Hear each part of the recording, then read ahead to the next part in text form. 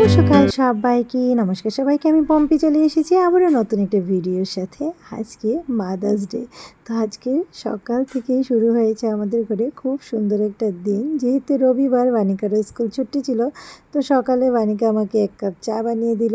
তারপর এই যে দুপুরে রান্নাবান্না শেষ করে নিলাম, আর দুপুরে খাওয়া দাওয়া করলাম আজকে ফ্রাইড রাইস, চিকেন, আর এদিকে করেছিলাম চানার ডাল। তো রান্নাবান্নার আর ভিডিও করিনি, কারণ বিকেলে ছিল অনেক আমার জন্য সারপ্রাইজ। এটা আমাকে আগেই বানিকা বলে দিয়েছিল, তার জন্য আর রান্নাবান্না করার কোনো ভিডিও করিনি। তো এখন সন্ধ্যাবেলা আমরা যাব দিদিভাইয়ের বাসায়, আর এই যে আমরা রেডি হয়েছি। তারপর বানিকা চলে এসেছে আমার জন্য গিফট নিয়ে। আর ওই যে আমার পরনের জামাটা, সেটাও বানিকাই আমাকে দিয়েছে মাদার্স ডে উপলক্ষে, কিন্তু দিয়েছিল 2-3 দিন আগেই, ওই জন্য আমি পরে ফেলেছিলাম।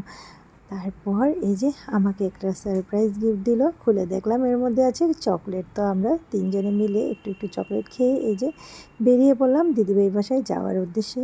তো আমরা আবারও আমি ড্রেসটা ছেড়ে নিলাম, তারপর রেডি হয়ে বেরিয়ে পড়েছি।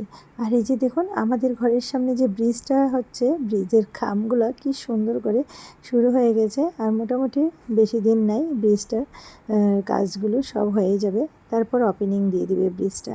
এই যে দিদিভাইয়ের বাসায় চলে এসেছি। এদিকে আমার ভাগ্নি, যেহেতু ও কলকাতা থাকে, ওখান থেকে দিদিভাইয়ের জন্য পার্সেল করে একটা কেক, মিষ্টি, আইসক্রিম, চকলেট পাঠিয়ে দিয়েছে।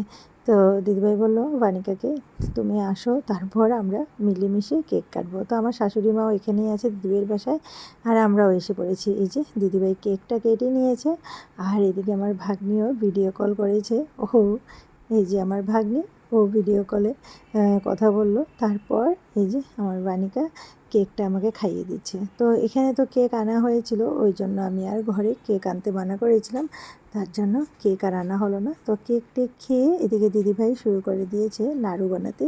তো দিদিভাই এদিকে বানাচ্ছিল নারিকেলের নাড়ু, আর এত টেস্টি হয়েছিল নারিকেলের নাড়ুটা।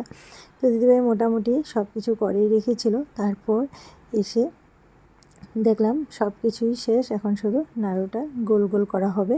তো খুব সুন্দর হয়েছে নাড়ুটা করা, কনটেক্স মিল্ক দিয়ে করেছিল, ওই জন্য নাড়ুটা খেতেও হয়েছিল অনেক বেশি টেস্টি। আর জানো তো দিদিভাই যখনই কোনো একটা কাজ করে, ওই কাজে কাউকে হাত লাগাতে দেয় না, নিজে নিজে একাই সব কাজগুলো করে, আর আমরা শুধু খেতেই যাই দিদিভাইয়ের বাসায়। আর কখনো কখনো আমি আগের থেকেই বলে যাই যে আমি আসলে এই কাজটা আমি করব, রান্না হোক বা এই কাজ কোনো একটা কাজ।